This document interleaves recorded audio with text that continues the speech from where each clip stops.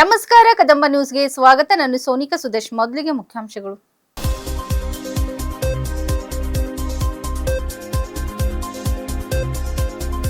EPS 95 ಪಿಂಚಣಿ ಹೆಚ್ಚಳಕ್ಕೆ ಆಗ್ರಹಿಸಿ ಜಂತರ್ ಮಂತರ್ನಲ್ಲಿ ಪ್ರತಿಭಟನೆ. ಸಾಗರ್ ಖಂಡ್ರೆ ಬೆಂಬಲ.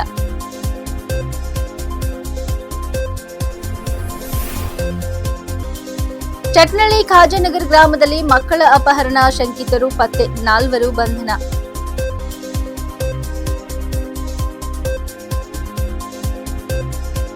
ಸಾಲದ ಆಕ್ಸಿಜನ್ ಮೇಲೆ ಬದುಕುತ್ತಿರುವ ಬಜೆಟ್, ಸರ್ಕಾರದ ವಿರುದ್ಧ ಆರ್ ಅಶೋಕ್ ವಾಗ್ದಾಳಿ.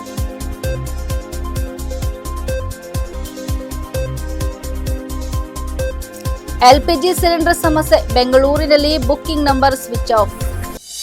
ಸುದ್ದಿಯ ವಿವರಗಳು. ಉದ್ಯೋಗಿಗಳ ಪಿಂಚಣಿ ಯೋಜನೆ 1995 ಅಡಿಯಲ್ಲಿ ಕನಿಷ್ಠ ಪಿಂಚಣಿಯನ್ನು 1,000ದಿಂದ 7,500ಕ್ಕೆ ಹೆಚ್ಚಿಸುವಂತೆ ಆಗ್ರಹಿಸಿ ಪಿಂಚಣಿದಾರರು ನವದೆಹಲಿಯ ಜಂತರ್ ಮಂತರ್ನಲ್ಲಿ ಪ್ರತಿಭಟನೆ ನಡೆಸಿದರು. ಈ ಪ್ರತಿಭಟನೆಯಲ್ಲಿ ಸಂಸದ ಸಾಗರ್ ಖಂಡ್ರೆ ಭಾಗವಹಿಸಿ ಪಿಂಚಣಿದಾರರೊಂದಿಗೆ ಐಕ್ಯತೆ ವ್ಯಕ್ತಪಡಿಸಿದರು. ಅವರ ಸಮಸ್ಯೆಗಳನ್ನು ಗಮನದಿಂದ ಆಲಿಸಿ ಸರ್ಕಾರದ ಗಮನಕ್ಕೆ ತರಲು ಹಾಗೂ ಅಗತ್ಯ ಕ್ರಮ ಕೈಗೊಳ್ಳುವಂತೆ ಮನವಿ ಮಾಡುವುದಾಗಿ ಭರವಸೆ ನೀಡಿದರು. ಪಿಂಚಣಿದಾರರು ತಮ್ಮ ಜೀವನೋಪಾಯಕ್ಕೆ ತೊಂದರೆ ಆಗುತ್ತಿರುವುದರಿಂದ ಕನಿಷ್ಠ ಪಿಂಚಣಿಯನ್ನು 7,500ಕ್ಕೆ ಹೆಚ್ಚಿಸುವಂತೆ ಕೇಂದ್ರ ಸರ್ಕಾರಕ್ಕೆ ಆಗ್ರಹಿಸಿದರು. ಪ್ರತಿಭಟನೆಯಲ್ಲಿ ಹಲವು ಪಿಂಚಣಿದಾರ ಸಂಘಟನೆಗಳ ಸದಸ್ಯರು ಭಾಗವಹಿಸಿ ತಮ್ಮ ಬೇಡಿಕೆಗಳನ್ನು ಒತ್ತಿ ಹೇಳಿದರು. ಚಟ್ನಳ್ಳಿ ಖಾಜಾನಗರ್ ಗ್ರಾಮದಲ್ಲಿ ವೇಷ ಬದಲಿಸಿ ಮಕ್ಕಳನ್ನು ಅಪಹರಿಸಲು ಬಂದಿದ್ದಾರೆ ಎಂಬ ಶಂಕೆ ಹಿನ್ನೆಲೆ 4 ವ್ಯಕ್ತಿಗಳನ್ನು ಗ್ರಾಮಸ್ಥರು ಹಿಡಿದು ಪೊಲೀಸರಿಗೆ ಒಪ್ಪಿಸಿದ ಘಟನೆ ಬೆಳಕಿಗೆ ಬಂದಿದೆ. ಮಾಹಿತಿ ಪ್ರಕಾರ ಅಪರಿಚಿತ ವ್ಯಕ್ತಿಗಳು ವೇಷ ಬದಲಿಸಿ ಗ್ರಾಮದಲ್ಲಿ ಸಂಚರಿಸುತ್ತಿದ್ದು ಮಕ್ಕಳನ್ನು ಕರೆದುಕೊಂಡು ಹೋಗಲು ಯತ್ನಿಸುತ್ತಿದ್ದಾರೆ ಎಂಬ ಅನುಮಾನ ಗ್ರಾಮಸ್ಥರಿಗೆ ಉಂಟಾಯಿತು. ತಕ್ಷಣ ಎಚ್ಚರಗೊಂಡ ಗ್ರಾಮಸ್ಥರು 4ರನ್ನು ಹಿಡಿದು ವಿಚಾರಣೆ ನಡೆಸಿ ಪೊಲೀಸರಿಗೆ ಒಪ್ಪಿಸಿದರು. ಘಟನೆ ಸಂಬಂಧ ಮನ್ನಳ್ಳಿ ಗ್ರಾಮ ಪೊಲೀಸ್ ಠಾಣೆಯಲ್ಲಿ ಪ್ರಕರಣ ದಾಖಲಾಗಿದ್ದು ಪೊಲೀಸರು ಬಂಧಿತರಿಂದ ವಿಚಾರಣೆ ನಡೆಸುತ್ತಿದ್ದಾರೆ. चोरा बच्चे पकड़ने वाले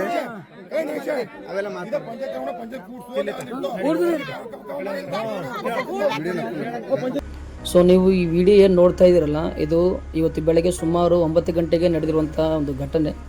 ಇವತ್ತು ಬೆಳಗ್ಗೆ 9 ಗಂಟೆಗೆ ಚಟ್ನಳ್ಳಿ ಗ್ರಾಮದಲ್ಲಿ ಮಕ್ಕಳನ್ನು ಕದಿಯುವಂಥ ಕಳ್ಳರು ಬಂದಿದ್ದಾರೆ. ಅವರನ್ನು ಇವತ್ತು ಚಟ್ನಳ್ಳಿಯ ಗ್ರಾಮಸ್ಥರು ಬಂಧಿಸಿ ಇವತ್ತು ಚಟ್ನಳ್ಳಿಯ ಗ್ರಾಮ ಪಂಚಾಯತಿಯಲ್ಲಿ ಅವರನ್ನು ಕೂಡ ಹಾಕಿದ್ದಾರೆ. ಪೊಲೀಸರು ಕೂಡ ಕಾಲ್ ಮಾಡಿದ್ದಾರೆ, ಪೊಲೀಸರು ಕೂಡ ಬರ್ತಾ ಇದ್ದಾರೆ. ಸೊ ಚಟ್ನಳ್ಳಿಯ ಅಕ್ಕಪಕ್ಕ ಇರುವಂತೆಲ್ಲ ಊರುಗಳಲ್ಲಿ ಒಂದು ಎಚ್ಚರಿಕೆ ಏನಂದರೆ, ಎಲ್ಲ ನಿಮ್ಮ ಮಕ್ಕಳನ್ನು ಸ್ಕೂಲಿಗೆ ಕಳಿಸುವಾಗ ಆಗಲಿ, ಆಮೇಲೆ ಮಾರ್ಕೆಟ್ ಕಳಿಸುವಾಗ, ಆಮೇಲೆ ಅಂಗಡಿಗಳಿಗೆ ಕಳಿಸುವಾಗ, ಮಕ್ಕಳನ್ನು ಹೊರಗಡೆ ಬಿಡುವಾಗ ನೀವು ಸ್ವಲ್ಪ ಕೇರ್ಫುಲ್ ಆಗಿರ್ರಿ. ಯಾಕಂದರೆ ಇವತ್ತು ಬೆಳಗ್ಗೆನೇ ಮಕ್ಕಳು ಕಳ್ಳರು ಚಟ್ನಳ್ಳಿ ಗ್ರಾಮದಲ್ಲಿ ಬಂದಿದ್ದಾರೆ. ನಾಳೆ ನಿಮ್ಮೂರಲ್ಲಿ ಕೂಡ ಬರ್ಬೋದು.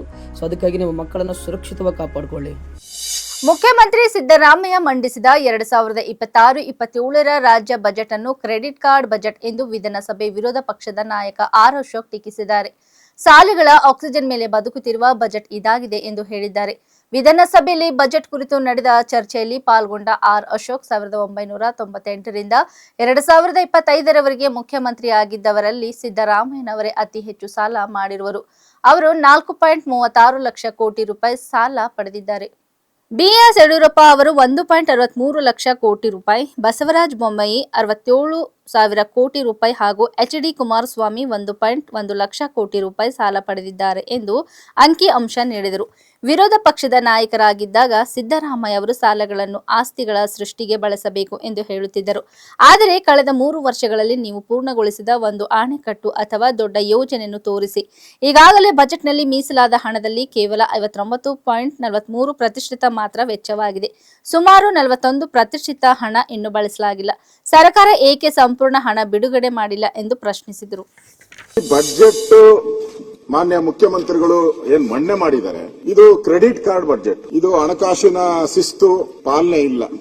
ಸಾಲದ ಆಕ್ಸಿಜನ್ ಮೇಲೆ ನಿಂತಿರುವಂತದ್ದು, ಆಕ್ಸಿಜನ್ ಮೇಲೆ ನಿಂತಿದೆ, ಸಾಲದ ಆಕ್ಸಿಜನ್. ಡಾಕ್ಟರ್ಗಳು ಹೇಳ್ತಾರೆ, ಈ ಪೇಷಂಟ್ ತಾವು ಹೆಲ್ತ್ ಮಿನಿಸ್ಟರ್ ಆಗಿದ್ದು ಏನೋ ಸ್ವಲ್ಪ ಅತಂತ್ರ ಆಗ್ತಾನೆ, ಅವ್ರ ಪೇರೆಂಟ್ಸ್ ಎಲ್ಲ ಬಂದು ಗಲಾಟೆ ಮಾಡ್ತಾರೆ ಅಂದಾಗ ಏನ್ ಮಾಡ್ತಾರೆ, ಮೆಲ್ಲಗೆ ಶಿಫ್ಟ್ ಮಾಡ್ಬಿಡ್ತಾರೆ, ವೆಂಟಿಲೇಟರ್ ಶಿಫ್ಟ್ ಮಾಡ್ಬಿಡ್ತಾರೆ. ಪೇರೆಂಟ್ಸ್ ಬಂದಾಗ ಹೇಳ್ತಾರೆ, ಇಲ್ಲ ಏನ್ ಪರವಾಗಿಲ್ಲ, ಇದಾರೆ, ಬದುಕಿದ್ದಾರೆ ಅಂತ.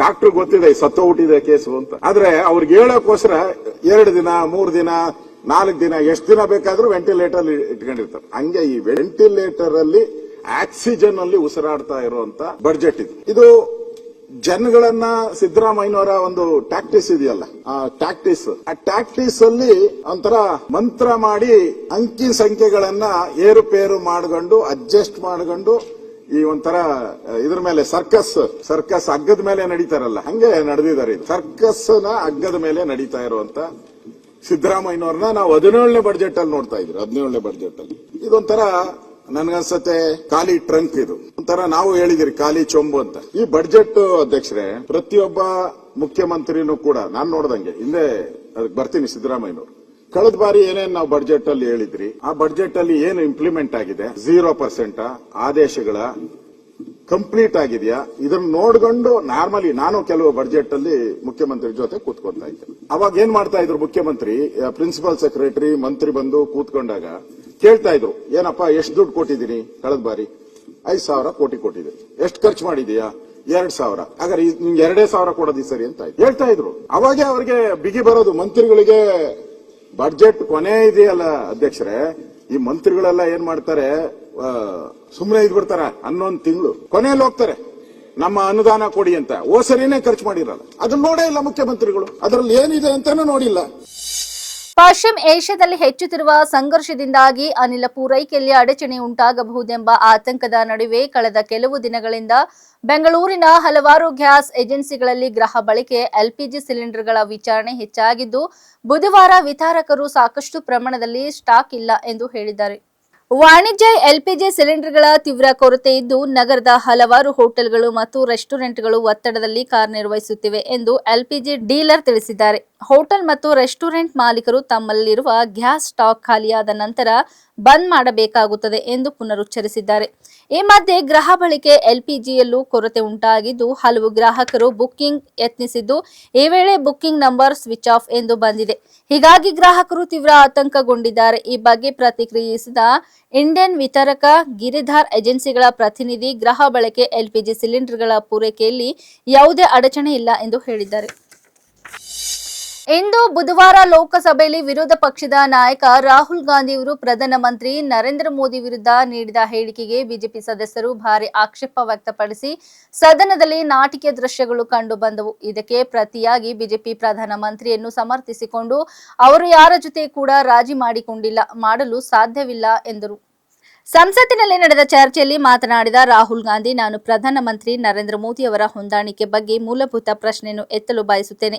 ಮಾಜಿ ಸೇನಾ ಮುಖ್ಯಸ್ಥ ಜನರಲ್ ಎಂಎಂ ನರವಾಣೆ ಹಾಗೂ ಜೆಫ್ರಿ ಎಪ್ಸ್ಟೈನ್ಗೆ ಸಂಬಂಧಿಸಿದ ವಿಷಯಗಳನ್ನು ಉಲ್ಲೇಖಿಸಿದಾಗ ಚರ್ಚೆಯನ್ನು ಮುಂದುವರಿಸಲು ನನ್ನನ್ನು ಕಳೆದ ಬಾರಿ ತಡೆದರು ಎಂದು ಆರೋಪಿಸಿದರು. ಇದು ಲೋಕಸಭೆಯಲ್ಲಿ ವಿರೋಧ ಪಕ್ಷದ ನಾಯಕನಿಗೆ ಮಾತನಾಡಲು ಅವಕಾಶ ನೀಡದ ಮೊದಲ ಘಟನೆ ಎಂದು ಕೂಡ ಅವರು ಆರೋಪಿಸಿದರು. ರಾಹುಲ್ ಗಾಂಧಿ ಹೇಳಿಕೆಗೆ ಪ್ರತಿಕ್ರಿಯಿಸಿದ ಬಿಜೆಪಿ ಸಂಸದ ರವಿಶಂಕರ್ ಪ್ರಸಾದ್ ಆರೋಪವನ್ನು ತಳ್ಳಿಹಾಕಿ ಪ್ರಧಾನಮಂತ್ರಿಯನ್ನು ಸಮರ್ಥಿಸಿದರು. This house is the expression of the people of India. This house does not represent one party. This house represents the whole country. Every time we get up to speak, we are stopped from speaking. Multiple times in the last time I spoke, I raised fundamental questions about the compromises that has been made by our Prime Minister. I will start to speak. You be Rahul Gandhi ji multiple times.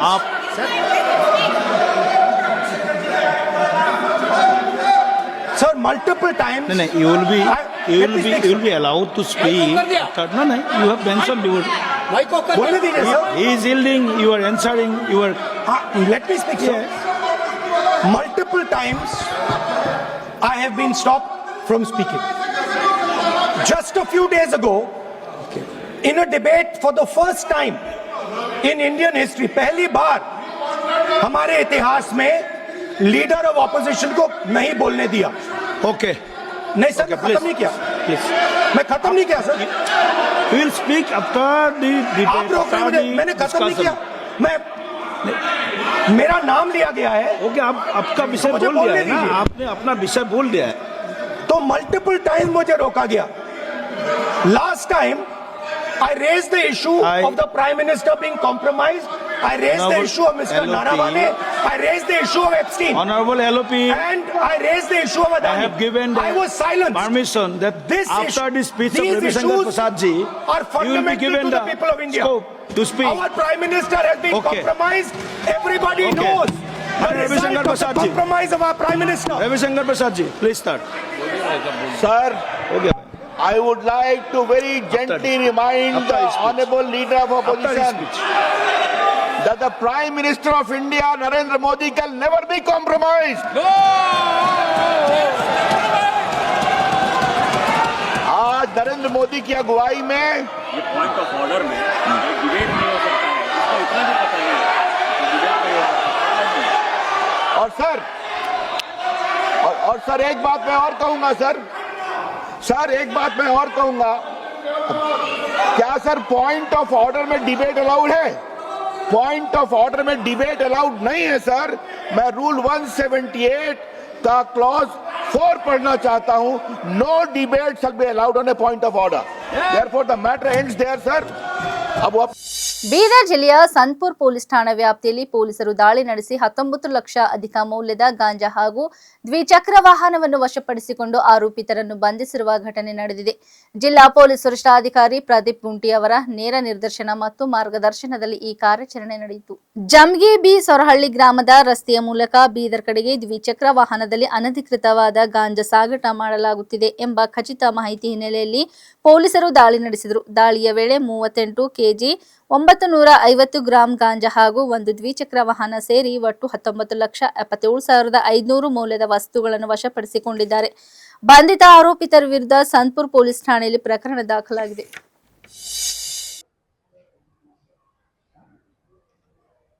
March 9ನೇ ತಾರೀಕು evening 4 ಇಬ್ಬರು ಆರೋಪಿಗಳು ತೆಲಂಗಾಣದಿಂದ ಸಂತಪುರ್ಗೆ ಬರುವಾಗ 38 kilo ಗಾಂಜಾನ ಸಾಗಣೆ ಮಾಡಬೇಕಂತ ಪ್ರಯತ್ನ ಮಾಡುವಾಗ ನಮ್ಮ ಸಂತಪುರ್ police ಅಧಿಕಾರಿಗಳು ಹಾಗೂ ಸಿಬ್ಬಂದಿ ರೈಡ್ ಮಾಡಿ 38 ಕಿಲೋ ಗಾಂಜಾವನ್ನು ವಶಕ್ಕೆ ಪಡೆದಿದ್ದಾರೆ. ಇಬ್ಬರು ಆರೋಪಿಗಳನ್ನು ಹಿಡಿದು ನ್ಯಾಯಾಂಗ ಬಂಧನಕ್ಕೆ ಒಪ್ಪಿಸಿದ್ದೇವೆ. ಡ್ರಗ್ ಪೆಡ್ಲಿಂಗ್ ಮಾಡುವ ಎಲ್ಲ ಆರೋಪಿಗಳಿಗೂ ಬೀದರ್ ಪೊಲೀಸ್ ವತಿಯಿಂದ ನಾವು ಎಚ್ಚರಿಕೆ ನೀಡ್ತಾ ಇದ್ದೇವೆ. ಅದೇ ರೀತಿ ಒಳ್ಳೆ ಕಾರ್ಯಾಚರಣೆ ಮಾಡಿದ್ದ ನಮ್ಮ ಬೀದರ್ ಪೊಲೀಸ್ ಸಿಬ್ಬಂದಿಗಳಿಗೂ ಹಾಗೂ ಅಧಿಕಾರಿಗಳಿಗೂ ನಾನು ಪ್ರಶಂಸೆ ನೀಡ್ತಾ ಇದ್ದೇನೆ. ಇಲ್ಲಿವರೆಗೆ ಸುದ್ದಿ ಕೊಟ್ಟಿದ್ದು ನಾನು ಸೋನಿಕಾ ಸುದೇಶ್. ಮುಂದಿನ ಸುದ್ದಿಯೊಂದಿಗೆ ಮತ್ತೆ ಭೇಟಿಯಾಗೋಣ. ವಂದನೆಗಳು.